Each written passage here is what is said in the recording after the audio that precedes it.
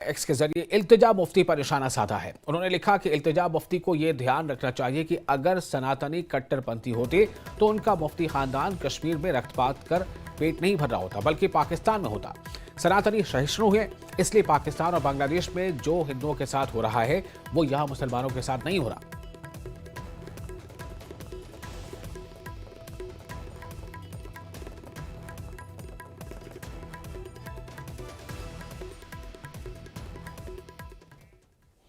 और वहीं कश्मीरी पंडितों के प्रमुख संगठन यूथ फॉर पनून कश्मीर ने भगवान राम और हिंदुओं का अपमान करने के लिए इल्तिजा मुफ्ती के खिलाफ पुलिस शिकायत दर्ज कराई है। संगठन के अध्यक्ष विठल चौधरी ने हिंदू धर्म और हिंदुओं के खिलाफ अपमानजनक और भड़काऊ ट्वीट करने के लिए इल्तिजा मुफ्ती के खिलाफ पुलिस शिकायत दर्ज कराई।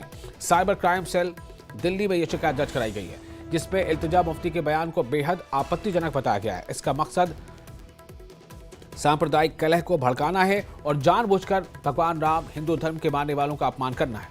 उधर अमित रैना ने कहा है कि इल्तिजा के बयान देने की आदी हैं, वो इस तरह के बयान देती। उन्होंने विठल चौधरी की हर संभव मदद करने की बात कही।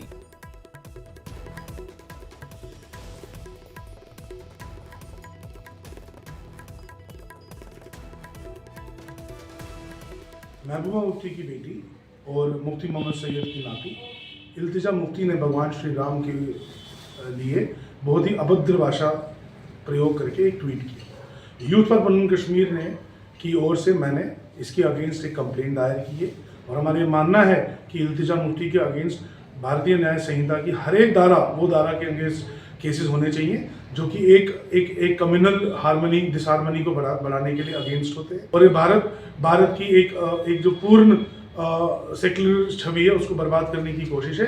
हमें हमारा मानना है कि महबूबा मुफ्ती के अगेंस्ट, इल्तिजा मुफ्ती के अगेंस्ट एक व्यापक कार्रवाई हो।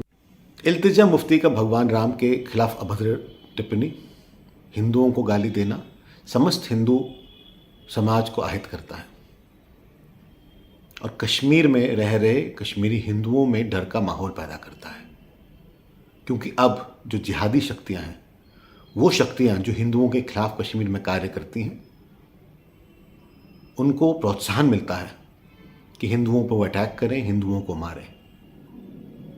जाति सहार, नरसंहार से पीड़ित कम्युनिटी में अब भय का माहौल है और इस सब की जिम्मेदार इल्तिजा मुफ्ती हैं और उनके बयानात हैं।